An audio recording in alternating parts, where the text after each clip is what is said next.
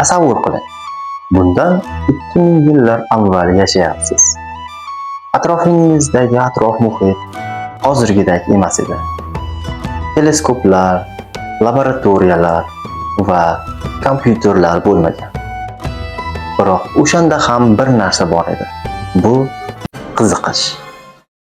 Odamlar osmonlarni kuzatardi. Quyoshni kuzatardi. Oyga qarardi va yulduzlarni tomosha qilardi. Va doimo bir savolni berishardi. Nega? Nega quyosh chiqadi? Nega yomg'ir yog'adi? Nega osmon qulab tushmaydi? Bu savollarni ko'pchiligiga hozir javoblarni bilamiz. Lekin qanday qilib biz minglab javoblar ichidan haqiqatni aniqlab oldik? Mana shu g'oya bugungi darsimizning asosiy g'oyasidir. Bu video oxiriga kelib siz 3 ta juda muhim narsani tushunasiz. Nega ba'zan dunyodagi eng mashhur olimlar ham adashishi mumkin ekanligi va nima uchun oddiy tajriba ilm tarixini o'zgartirib yuborgani va nega sababdan hozirgi qo'lingizdagi telefon, kompyuteringiz va kosmik kemalaringiz ham xuddi shu fikrlash tufayli yaratilgani haqida bilib olasiz. Va bundan tashqari oyda o'tkazilgan Galiley tajribasi haqida ham gaplashamiz. Unday bo'lsa, men Anvar Muhammad Riso, siz Anvar fizika kanalidasiz. Demak, boshlaylik. Insoniyat doimo tabiatni tushuntirishga harakat qilishgan. Lekin o'sha paytlarda hozirgidek ilm-fan mavjud emas edi. Shuning uchun insonlar tabiat hodisalarini tushuntirish uchun miflardan va hikoyalardan foydalanishgan. Masalan, Yunon mifologiyasiga ko'ra, Titan Atlas boshliqlari tomonidan jazolangan. Bu jazo esa osmon gumbazini yelkasida umrbod ko'tarib turish edi. Bir gap bilan aytganda esa Titan Atlas osmon gumbazini ko'tarib turadi. Bu mif bizga o'sha paytlarda osmon nega qulab tushmaydi degan savolga javob bo'lgan. Albatta bu mifologik tasavvur. Ammo bu bizga bir narsani ko'rsatadi. Odamlar tabiatni tushunishni xohlashgan. Shunchaki ularda hozirgidek ilmiy usullar bo'lmagan. Shuning uchun tarix davomida eng katta o'zgarish bu yangi javobning topilishi emas, u javobni tekshirish usulini topilishi bo'ldi. Mana shu usul bugun biz fizika deb ataydigan fanni asosiga aylandi. Og'ir jismlar yengillariga qaraganda yerga tezroq tushadi. Biroq bugun bu narsa noto'g'ri ekanligini bilamiz. Lekin o'sha davr uchun bu juda mantiqli fikr edi. Sababi kundalik hayotda o'sha paytlarda tosh patdan tezroq tushayotgandek ko'rinadi. Shu tufayli ko'plab odamlar bu to'g'ri fikr bo'lsa kerak deb ma'qullashgan va eng qizig'i, deyarli 2000 yil davomida bu g'oya va fikr keng qabul qilingan. Lekin savol tug'iladi. Millionlab insonlar bir g'oyaga ishonishsa, u haqiqat bo'ladimi? Yo'q. Ilm-fan bunga boshqacha nazar va usul bilan yondashadi. Ishonishdan oldin tekshir. Aynan shu g'oya tarixni o'zgartiradi. Oradan qariyb 2000 yil o'tdi. Endi sahnaga italiyalik olim Galileo Galilei chiqdi. U Aristotelning fikrini shunchaki inkor qilmadi. U bundan ham muhimroq ish qildi. U quyidagi savolni berdi. Bu fikrni qanday tekshirish mumkin? Xuddi shu savol zamonaviy ilm-fanning boshlanishiga hissa qo'shdi. Galilei o'z tajribalarini olib bordi. Tekshirdi, natijalarni tahlil qildi va shunday xulosaga keldi. Agar havo qarshiligi bo'lmasa, jismlar bir xil tezlanish bilan tushadi.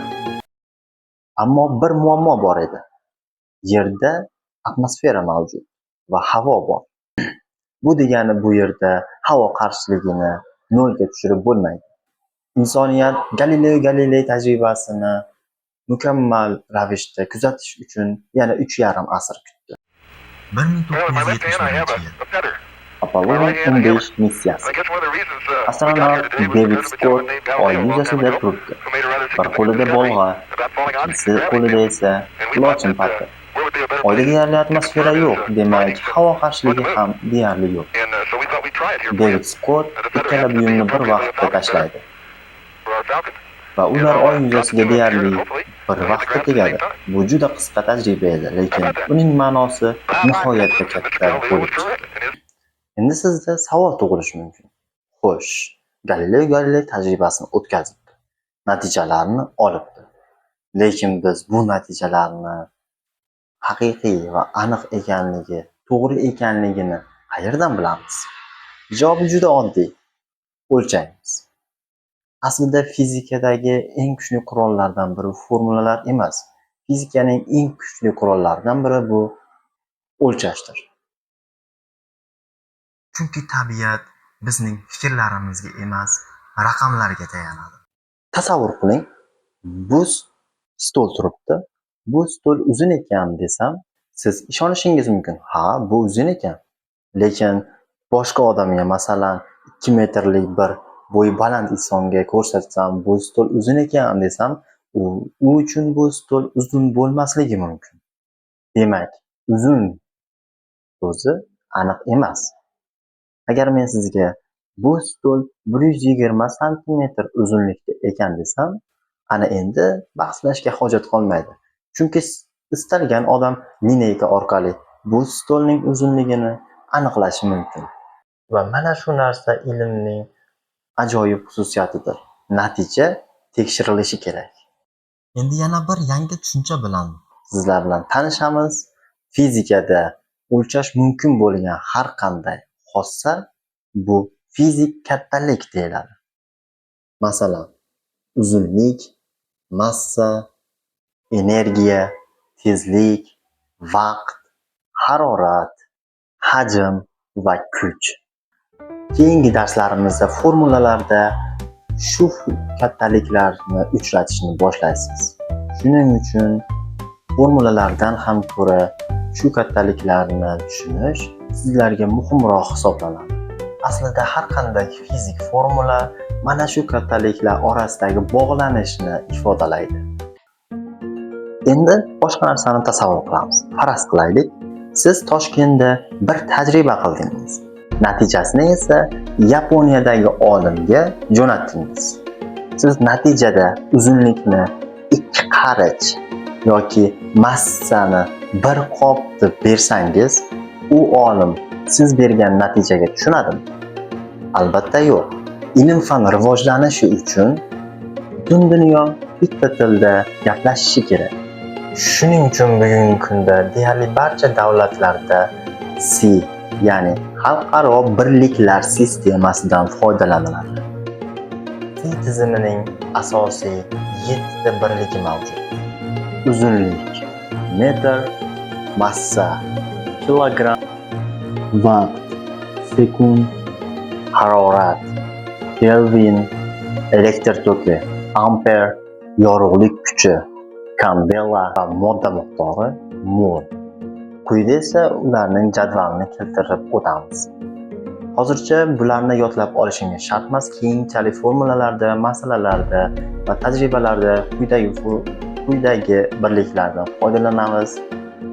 Agar formulalardagi birliklar xato bo'lsa, har qanday eng kuchli formulalar ham bizga to'g'ri natija bermaydi. Shuning uchun davlat test markazlaridagi test savollarida formulalarni tekshirmoqchi bo'lsangiz, undagi birliklarni tekshirib ko'ring. Agar birliklar mos kelsa, ko'p ehtimol bu formula to'g'ri bo'lishi mumkin. Ko'pchilik ilm-fanda hamma narsa mutlaq aniq deb o'ylaydi. Aslida esa unday emas. Masalan, xonada 2 ta termometr bor. Ularni yaqinlashtirib haroratni o'lchaymiz. Birida 25 gradus Selsiy chiqdi. Birida 24.9 gradus Selsiy chiqdi. Xo'sh, qaysi biri xato? Balki yo'q.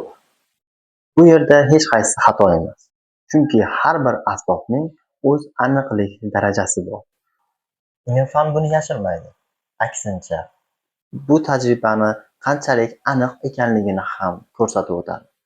Shuning uchun fizikada tajribani o'lchash bu shunchaki son yozib qo'yish emas, bu biz o'tkazayotgan tajriba qanchalik aniq va ishonchli ekanligini ko'rsatish hamdir. Bugun biz sizlar bilan juda ko'p tushunchalar bilan tanishib o'tdik, ko'rdik, o'rgandik degan umiddaman. Biz bugungi darsimizni bir so'z yo bir gap bilan aytadigan bo'lsak, fizika bu haqiqatni izlash usullaridan biridir. Ming yillar avval odamlar tabiat hodisalarini miflar orqali tushuntirishga harakat qilishgan. Undan so'ng mashhur faylasuflar o'z kuzatishlari natijasida fikrlar berishgan. Ammo zamonaviy ilm-fan bizga boshqa narsani o'rgatdi. Agar biron bir fikr qanchalik mashhur bo'lmasin, qanchalik mashhur inson aytgan bo'lmasin, u tajribada o'z tasdig'ini topmasa, bu hech qachon haqiqat bo'lmaydi. Mana shu sababdan biz bugun hozir samolyot yasay olamiz. Telefon orqali dunyoning bir chekkasidan u chekkasidagi odamlar bilan gaplasha olamiz. Kosmik apparatlar yasay olamiz. Yurak operatsiyalari o'tkaza olamiz. Bularning barchasi bir xil fikrlash usuliga tayanadi. Kuzatish, savol berish, gipoteza qilish, tajriba o'lchash va tekshirish va so'ngra xulosa chiqarish. Mana shu fiziklarning fikrlash usulidir. Videolarimiz qiziqarli bo'layotgan bo'lsa, videomizga like bosing, komment yozing va kanalimizga obuna bo'lib qo'ying. Keyingi videolarda ko'rishguncha, xayr.